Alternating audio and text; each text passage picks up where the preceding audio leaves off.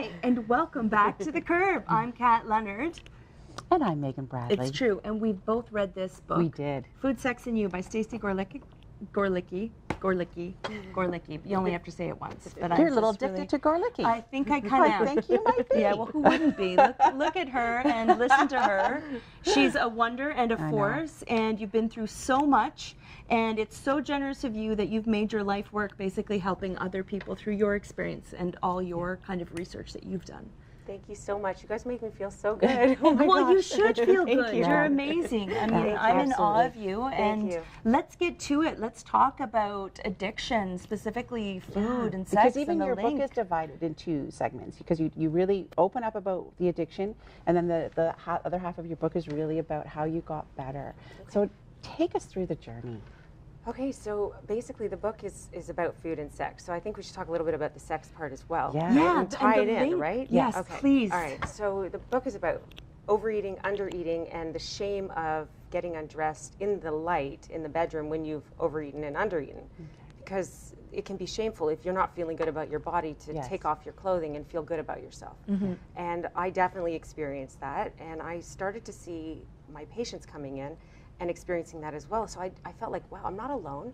But I've read so many books on food addiction, bulimia, anorexia when I was going through it, but nothing about tying it into body image issues with the addiction.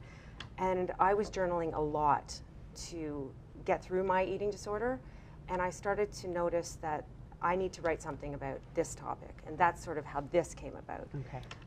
So there's a huge need for understanding about the body image issue and the eating disorder. And so that's how the book came about. For me, personally, it was a really hard journey to get through. And so, what prompted you? When do you know this is a problem, this is no longer just me pleasure seeking every now and again? With the food? With any addiction, and food specifically for you. Oh gosh, I was really abusing my body. I would overeat to the point where I couldn't get up off the couch, where I would have like a moon face in the morning, or I couldn't function. It was like I guess alcoholics could see it as them having a hangover. I had a food hangover. Yep. Okay. And it was so horrible that I actually thought that I was going to explode from the inside out, and I'd have to go to the hospital, and I was going to die from this eating disorder. And I had 2 kids at the time. They were young. And I thought, oh my gosh, if I don't do something about this, I'm going to die. I have to do something. So I needed to get better, and I needed to help myself. And I remember going to Overeaters Anonymous and saying to somebody, you've been recovered for, I don't know if it was 17 or 20 years. How did you do it? Like, it's a miracle. And she said, you can ask 100 people, and they're all going to give you different answers, but the answer is within you. Yeah. You have the answer. It's not about willpower, but it's within you to really start to really want to do it. And it seems simple, but it has to come from you. Just because it's simple doesn't mean it's not the right answer, right? And it also doesn't mean that it's easy. Right. Exactly. And you talk about passion and having a life's purpose and a reason to get up in the morning, and how talk about I love that you talk about that. Well, it's and you talk about it in your book. Yeah. And that you brought it up, right? Yeah, it's great. So important. How is it important to you, and how can we make people realize just... I think that's widespread right now, actually, because there's so many people committing suicide, which is so sad right now. I'm hearing it more and more, and I really think that that's about life purpose, and people not feeling like they have a life purpose.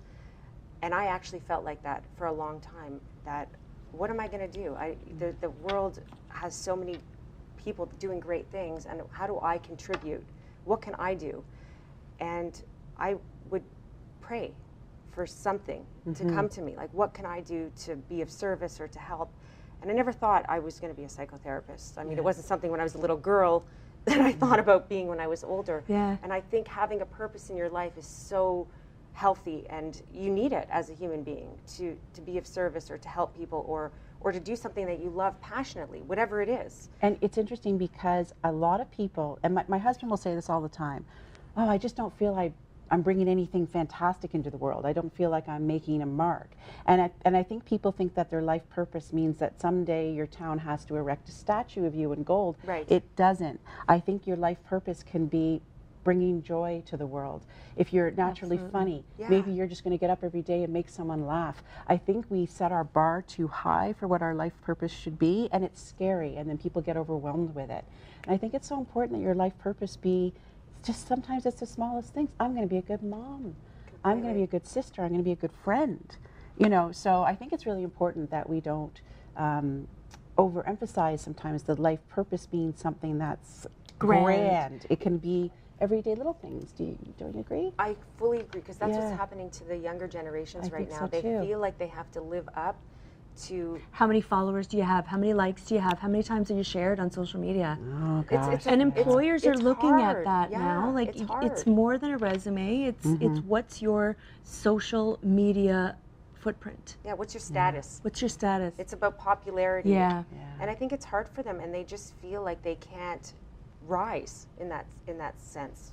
That's live up to what their parents have done. And it's not even about social media, it's also about making money and the baby boomers and status. What do you drive? What do you wear? Exactly. It's just it's a hard act to follow. So I think that's a huge part of purpose, just to be happy. If you're happy drawing, my sister's an artist actually, and she's been able to make it in the world as a famous artist. And my dad said, like, when are you going to get a job? And she's done it, you know. So therefore, doing what she loves. Doing what she loves. So therefore, just do what you love, and it will come. How does someone find their purpose in this oversaturated world of noise? By listening to your intuition, and that's the hardest thing to do. Yeah, like, now is that where meditation and prayer comes in? Okay. Because it's really hard to be still, and even if you can do it for periods of time in your life, you will get magical gifts from that. It doesn't, I mean, it would be great if we could be Buddha all the time, but in this busy world and living in Toronto with lots of people, it's really hard to stay grounded all the time. It would be great, but the more that you could go within and listen to what your body's telling you, the moment that you don't, you'll know all this stuff will start to happen. You know, you'll blow a tire, things will start to go wrong in your life, but it's the intuition. If you just start to listen, you'll get the messages. And it's like a muscle too. They say, all these mindfulness gurus will say they fall off as well. They go into moments. But it's like when you are lifting a weight. Every time you bring that weight up, every time you bring yourself back from a place of non-mindfulness to a place of stillness, you're exercising that muscle and becoming stronger in it. So it's being aware. It's also about being authentic, living an authentic life. I've learned that personally throughout my life, is when you're not being true to yourself, it's really hard to stay grounded, because you're living a lie.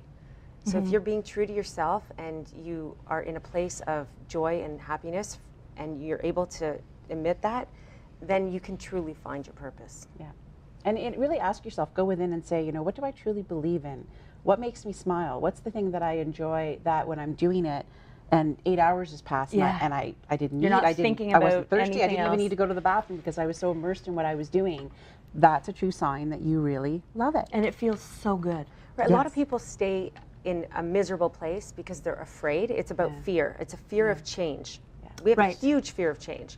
I'm afraid that if I, quit my job or leave my marriage or whatever it is, those are two huge life changes, that people will think this, this, and this of me, and it's about judgments. And that's a huge thing. But I'm not happy, but as long as nobody thinks badly of me, I'm going to just keep doing this. And that's not being authentic and true to yourself. And you've got to have faith in yourself that you can handle whatever happens. Yes, and it's all about timing. Yeah. Right? It doesn't mean that today is the right day to leave the job or leave the marriage. But you will know? Right. So you'll always know? You'll eventually, when you're ready, you'll know. Okay. Yeah.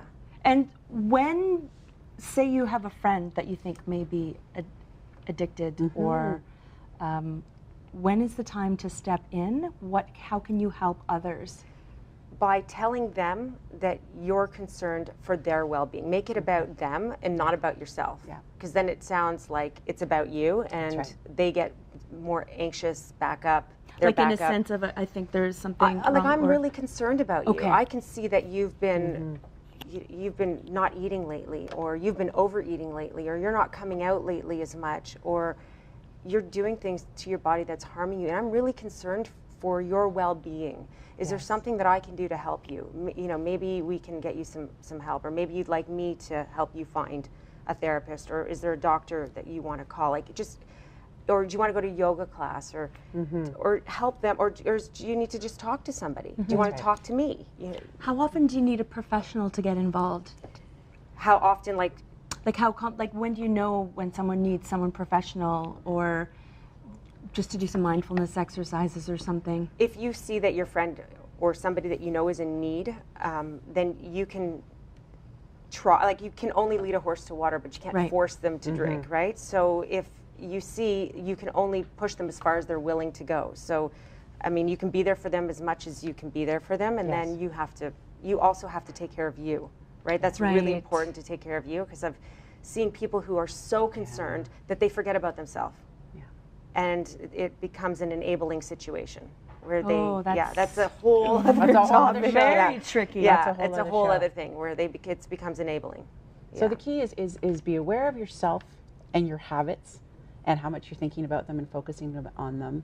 And I love the idea of keeping a journal, so that when something starts to take over, because there's nothing like looking at the pages staring back at you and going, why do I talk about that all the time? Maybe that's an issue. And then keep your eyes open for others. Yeah, and also I just wanted to add about journaling is sometimes, I mean, some people will say, I have nothing to write. Well, you don't need to have anything to write. Just get the fluff off. A gratitude list. Yes, gratitude and 10 things you're grateful for every day. Exactly. Yes. Just get connecting to yourself. It's almost like having a conversation with yourself, because how often do we do that? Yeah. I mean, I talk to myself. I talk to myself all the time. I know. Who are we kidding My here? own best friend.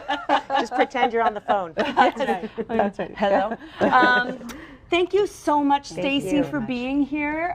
Food, Sex, and You is her book, and there are a lot of resources in the back as well. Her journey is quite enlightening, and I highly recommend this book. This has been a great conversation. Megan, thank you for being here on The Curve with me. Thank you.